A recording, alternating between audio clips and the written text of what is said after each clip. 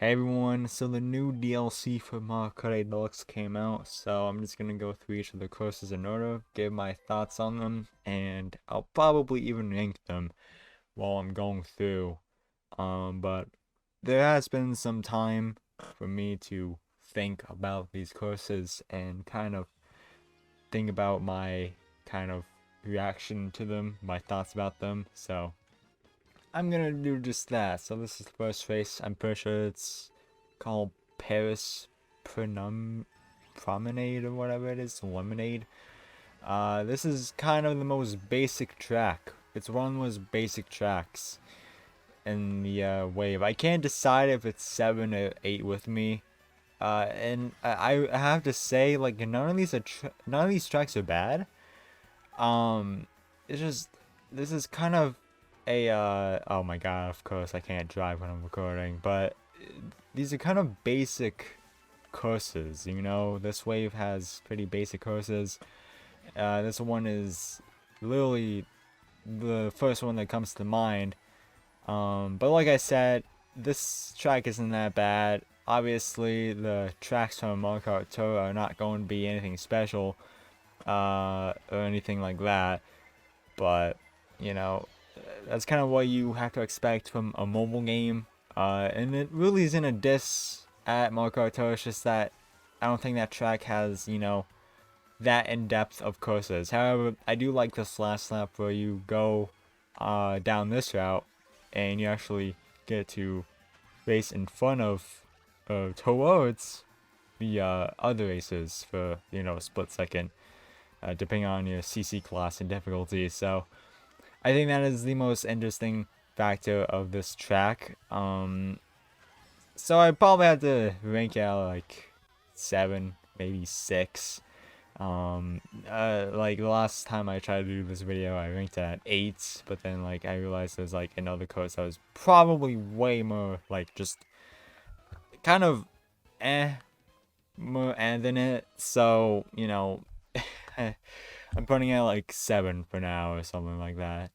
Um, but yeah, I think a common discussion thing that people are talking about with this wave in DLC so far is the graphics and this track specifically, because if you look at this track, Toad Circuit, it is absolutely putrid to look at in my honest opinion, and I don't think anyone would agree with me. Like, there's no there are not any shadows on the tires that are in the shade. And like you would think, yeah, I mean that makes sense, but there still can be, shade from the tire itself from, other areas. So like all I'm trying to say is the graphics in this track are just kind of garbage in general. The grass is too bright for no reason. It does not look like grass at all. It looks like a, it looks like plastic to me. Um, this does not remind me of grass at all. In fact, it's a little bit too yellow. So that means like, no one has been watering this grass. But as for the track itself, it's basic. Like, it's a fun track to race on, but like it looks shitty. That's pretty much just it. At least the sky looks like, any other generic skybox. But I probably have to rank this in my at my 5th spot, I think. It's just not, the best, but it's definitely not the worst like people say it is. Going on to Coco Mountain, this is obviously the version from Mario Kart Tour, and I have to say I like this version very much. It's one of the few tracks I've seen from Mario Kart Tour that took a track. I was like, hey, let's actually do something interesting for once, So I appreciate Mario Kart Tour for doing that. I love this cave section right here. We got the crystals and shit. Getting all those Zodiac girls wet from that. Very cool. They changed this the rock section a bit, which is kind of weird. I'm pretty sure in Mario Kart DS, which was the original version, I play this track, and you know they kind of just rolled down the mountain side, and you know kind of just fell off into the water. They didn't really hop that much, at least as far as I remember. And this part of the map changed a lot, as in you can't really fall off on the other side. Like if you do this and you try going off this side, you will just get brought up by Lokitu, and honestly, really, that is kind of a downgrade to me. In the first two, like the Nintendo 64 version and the DS version, if you fall off that, you are back on that part of the track. Like, you are whatever placement you are. Like, if people pass you from above or just behind you originally, like, that's it. You're in, like, 6th place now or whatever. But, like, in these last two versions, I don't know. I don't know how the Mario Kart Tour version works. It's probably much more tedious than this, but you can't fall off in this version, and it's kind of, you know, it kind of lost its charm. You know, that part of the track, you could just fall off and lose like all your positions in the worst possible way, and that's kind of boring. I don't like how Nintendo went down the safe direction with that. But as for the graphics and how the track looks, it looks pretty good, pretty amazing. Speaking of amazing, this track looks shitty as fuck, but I would just say it's a pretty average track. I would probably put this in the 6th position, probably. For Cocoa Mountain, by the way, I would probably put it in like my 4th favorite spot. But for Coconut Mall, a lot has changed. Like for example, this area, I don't know why this part isn't anti-gravity. I don't know why you cannot just go drive up those walls. Like, I know they want to, hey, like, it's a mall. I know what they want it to look like a mall, but God, it's just, everything, like, is too bright. I know people are like, oh, Markowi is so saturated and dark and gloomy even. But, like, this is just too bright. Like, the last part looks like a fucking daycare, you know? But like it isn't that bad, but it's just like, why is there a carpet on that area? It looks like a carpet to me. Like, come on, they couldn't have chosen like a darker color for this part. But yeah, the cars at the end as well kind of suck. They don't move, which is, I don't know why. Like, I don't know why the cars aren't moving. Kind of defeats the purpose of even having the cars to begin with, in my opinion. And you know, the escalators as well are just boost panels basically, looking like they come from like Toad's factory, which might be a hint at it coming back for, you know, DLC track in one of the future waves. But it just they don't work in this track. It worked in that track. I expected actual stairs in this track, and also I don't know why they even made a boost ramps. Like, Tokyo Hideaway, like, that track has, like, a route where you go up these stairs, and you're just basically floating on stairs. You're not even driving up them. Like, you're just floating by each step, just magically. So I don't understand why they didn't use actual escalators, in my opinion. But on to the next track, we have Tokyo whatever. This track, Tokyo Blur, whatever. This is the most basic track, in my honest opinion. Probably my least favorite. I know there's alternate routes. I appreciate that. Like I said, none of these tracks are bad. It's just, a lot of them are actually incredibly basic. And I know that's funny coming from me, since I'm the most whitest person ever. But, you know, it's just, God, it's just such a boring track. Like, it's so obvious that, like, you're changing routes each lap, but I've heard so many people say, oh, it felt like the same lap or route every single time. Like, I didn't even realize that, like, the laps were changing route. And if people don't realize that the entire point of the track is you're taking a different route each lap, that's kind of a bad track and boring track in general. But obviously I have a IQ of at least 5, so I realized what was happening the entire time. Because you know this part is pretty different. I think this is where people probably realized, oh, this is different. I did not realize this was a different part. But you know, this is probably my least favorite track from the entire first wave. Not gonna lie, this is kind of basic and boring. It looks fun. Like, it looks like a great track. Looks great, just on a graphics wise level. But like I said, it's probably my least favorite. On to the next track, we have Shroom Ridge. And I remember saying way back in 2015 that I thought this track would come back in Mario Kart 9. That video came all the way back in 2015, as I said.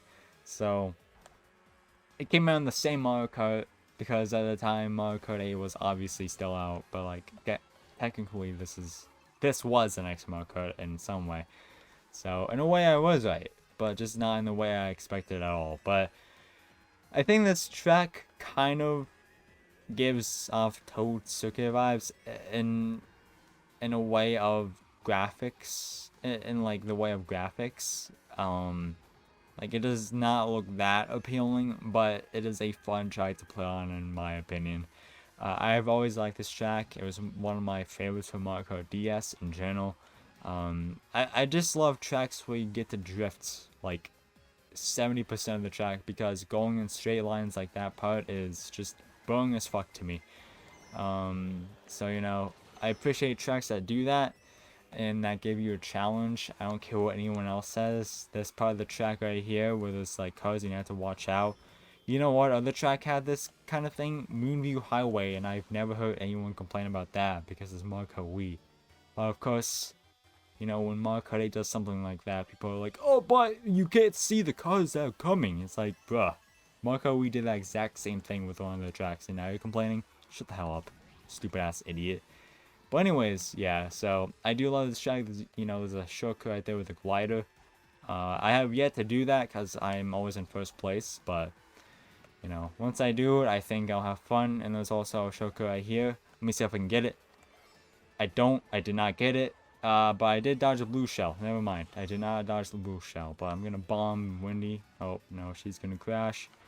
But yeah, that's basically it. I have to probably say that's probably my third favorite. A lot of these tracks in this particular cup are my favorite ones.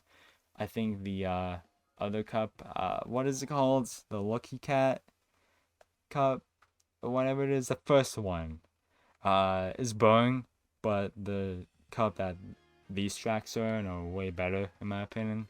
Just barely. I mean, that's not saying a lot anyways, but anyways, yeah, Sky Garden. This is probably my first favorite track, so if I had to rank them, I'd probably say Shroom Ridge is my third favorite, and this would be my fourth favorite. But this isn't a bad track at all. But I hate how they decided to like change the end a lot from, you know, the tour version. I don't know why they did that. I feel like they could have done a lot in terms of anti-gravity, in terms of this track. Like, think about it. You're in the sky on a cloud, and you don't make an anti-gravity section. Like, oh my god, I just fucking burped because of that. That's fucking stupid as hell. But, you know, this is one of those tracks where, you know, you get to drift a lot. One of my favorite things to do, because, you know, it's very fast, and that's pretty much it. You know, I always love doing this leaf shortcut over here. I never really take a left out unless, you know, it's 150. Pretty much anything lower than 200cc, I take that left path, but I never need to because I usually just play on 200 anyways. But yeah, that is pretty much it. Obviously, there's nothing really special with this stage, but it's just so much more fun to play on than the other ones that, like, I'm putting in the top half of the courses, just generally, because, like I said, all these tracks are pretty much basic and kind of boring. That, like, my standards are so low for the rest of it, but, like, I realize the other tracks, which this will be a point I'll get to after this race, but I realize the other tracks will more than likely just be a way more enjoyable experience. But again, I'll get to that after this race, if I remember correctly. But Tokyo, wait, no, Ninja Hideaway. This is probably the most depth. This track has the most depth of any other track in this wave of tracks.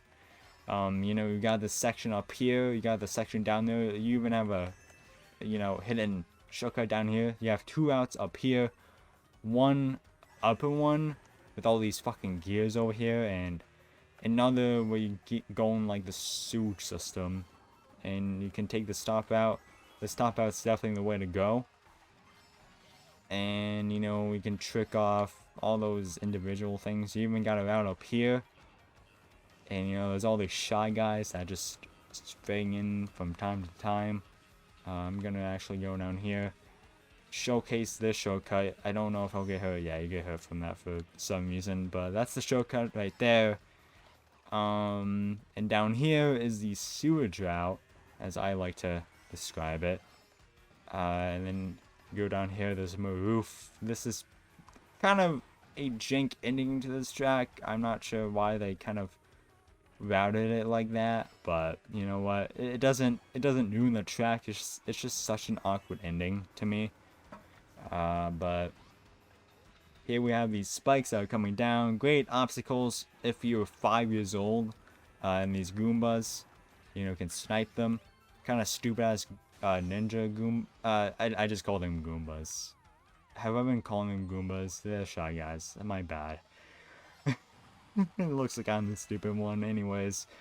So you can also come down here. You can trick up this. Get up here just barely apparently. And I don't know if I'll make it, but you can also do the shortcut if you know you have a good cart. But yeah, that's pretty much Ninja Hideaway. It's probably my favorite track, generally speaking. So yeah, I have to give this wave like a B-. You know, it's pretty basic, but I feel like in other waves they'll definitely pick way more better tracks in general. That will be way higher standards than these tracks, or this wave in general. But yeah, that's pretty much it. I definitely think that they will choose way better tracks in like the next wave. And yeah, so yeah, I'm gonna end the video.